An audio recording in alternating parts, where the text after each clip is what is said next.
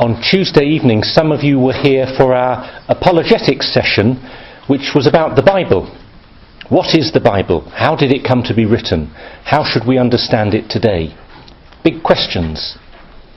Well, it's just a coincidence that in the Gospel reading today, both halves of the passage show us the Bible reflecting on the meaning of the Bible. It's a kind of reflexive meta-narrative, or whatever the literary theorists would say. It's like when the Shakespeare character breaks away from the conversation within the play, steps to the front of the stage and addresses you, the audience, about what is going on in the play. First, St. Luke addresses us directly. He tells us that in his writings he is sharing eyewitness accounts of events that have been carefully handed down from those who were involved in them. His gospel, he is saying, is recent history, memory, and not just mythology. This is what Christians continue to claim today.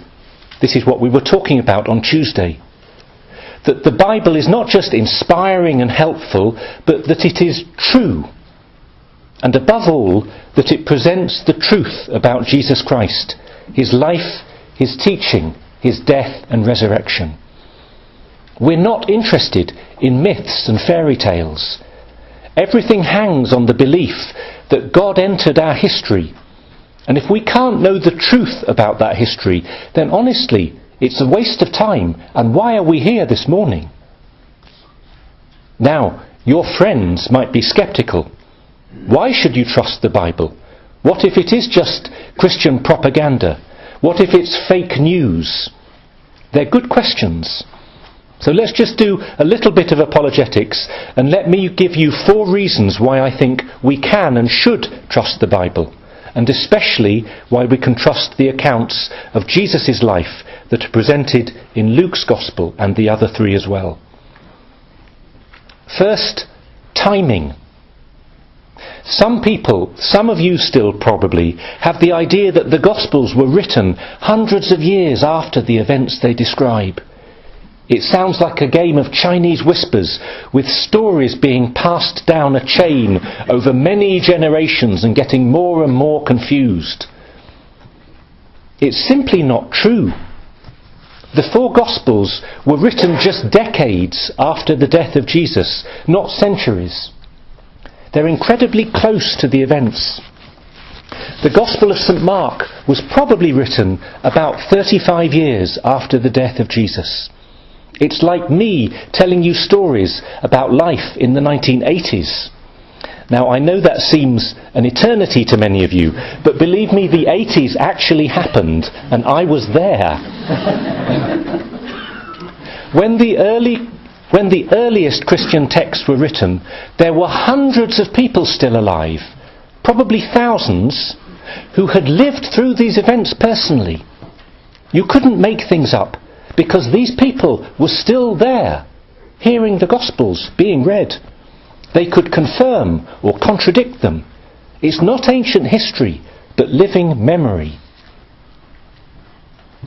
The second reason we can trust the Gospels is this: consistency. There is a fundamental consistency about the core events that take place and about the life and teaching of Jesus. Of course, each Gospel has a slightly different focus and feel. Imagine 4 different newspapers reporting on the same event, or 4 siblings talking about their parents. You'd hear a few different stories, wouldn't you? But the central story is exactly the same. And the Gospels are consistent not just with each other, maybe you'd expect that, but with everything else we have from that period, with the Christian letters that circulated, with the evidence we have from non-Christian writings, with the local geography and coinage and art and inscriptions. The incredible discoveries that have been made in archaeology over the last 200 years have only confirmed the events of the Gospels. If you go to the Holy Land, you can actually see today many of the things that are described in the Gospels. Everything fits together. And everything reinforces the idea that the Gospels, as St. Luke says, are reliable and trustworthy historical documents. The third reason we can trust the Gospels is because we can trust the people who wrote them, and the communities that passed them on, and the church that treasured them and still treasures them. These first Christians had their lives turned upside down through their encounter with Jesus, by his life and teaching in Galilee, his death and resurrection in Jerusalem. They were desperate to tell people what had happened. They were willing to die for it. They were simply not interested in making up stories. This is again what St. Luke says in the Gospel today. I am giving you trustworthy eyewitness accounts of what has happened. Elsewhere, St. John says, I am testifying to you what I know to be true. We are seeing things through the eyes of Christian believers, of course, but their passion to share the truth, a truth that has changed their lives, make us believe it even more and not less. We trust the Bible partly because we trust the church. The Bible is the book of the church. This is the community that wrote the Gospels and the other writings of the New Testament, that collected together the books of the Bible, that defended it and passed it down through history, that proclaims its message today. You can't have the Bible, in fact, without having the church. And the final reason we can trust the Gospels, I'm sure there are others as well, is their credibility. Their credibility. You know when you talk to someone and you just have an intuition that you can trust them. Many people have felt that way about the Gospels, even when they had no faith. If you read the Gospels, they just feel genuine, credible. There is an authenticity, a sense that they are trustworthy, that they are speaking to your heart, that this message is meant to be taken seriously. It feels as if there is a bigger truth behind the individual words on each page. So, there are good reasons to trust the Bible and to trust the core historical truth of the Gospels. But in the end, it is only the experience of reading them and actually hearing them that this truth will convince you. And this is what happens in the second half of the Gospel, when we are in Nazareth in the synagogue with Jesus. Jesus takes a scroll from the Bible, from the prophet Isaiah. He unrolls it, reads from it, and says that this text is being fulfilled right now in its hearing. The people are transfixed. The true meaning of the Bible is discovered only in the person of Jesus Christ and in our encounter with him. This is why it's sometimes said, you might have heard this lovely phrase, that Christianity is a religion of the Word rather than a religion of the book. We read this book, but we hear the Word, the voice of Christ. He speaks to us very personally and sometimes very powerfully. And if only this could be part of our lives. When I was 15, I had no Christian faith and no interest in God. But one morning we had a school assembly and there was a biblical reading from St. John's Gospel. It went, you know this, in the beginning was the Word, and the Word was with God, and the Word was God. The Word became flesh and dwelt amongst us, full of grace and truth. I didn't understand what it meant at the time, but something spoke to me. There was a kind of echo in my heart, as if there was something important here that needed exploring. 2 years later, I was reading the same Gospel in my bedroom. I had become interested in Christianity by this time, but it hadn't touched me in a very personal way. And I read these words of Jesus when he says, "Do not let your hearts be troubled. Trust in God and trust in me." And it felt as though Jesus himself was present with me, speaking to me, heart to heart. I couldn't see him, but his words through the Bible felt very personal. It was like hearing a voice rather than reading a text. Years later, when I was training to be a priest, I think I've told you this story before, I went away on a retreat. It was a difficult time for me. I was very unsure about whether to continue my training. I felt very inadequate and full of doubts.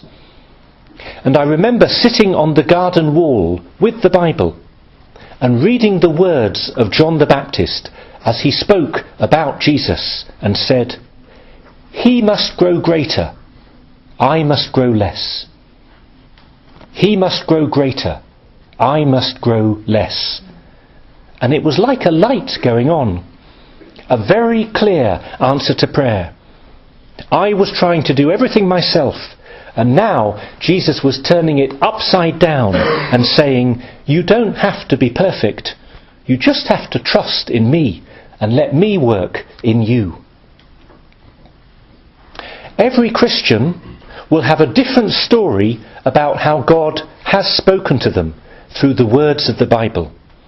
I don't think I'm special. I'm just using these moments as examples.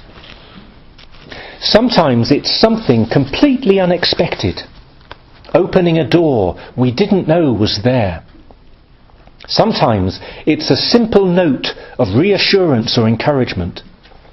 Sometimes it's a very concrete message or a command. Do this or don't do that. And sometimes it's just the day-to-day reading and praying without any big experiences. Jesus said, "If you listen to my words and put them into practice, it's like building a house on rock. The foundation is so secure that your faith will never be undermined." We just have to spend some time with the Bible and to follow his teaching and example.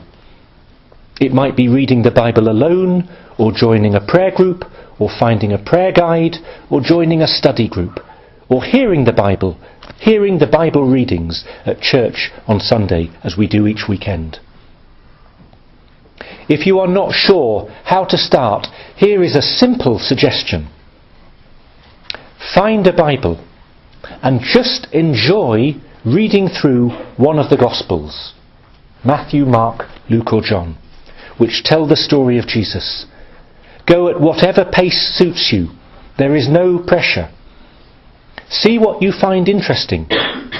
If there is a passage, a line, a word that strikes you, then stay with it and mull over it, like when you pull off a motorway in order to admire the view. You're not just reading the words on the page, you're listening to what God is saying to you in your heart. This kind of personal reading, sometimes called Lectio Divina, is often the first place we start. But we soon realise that if we want to understand the true message of the Bible and to unlock its deepest mysteries, we need the help of others, and we need the help of the church. The Holy Spirit is speaking to the whole church and not just to me.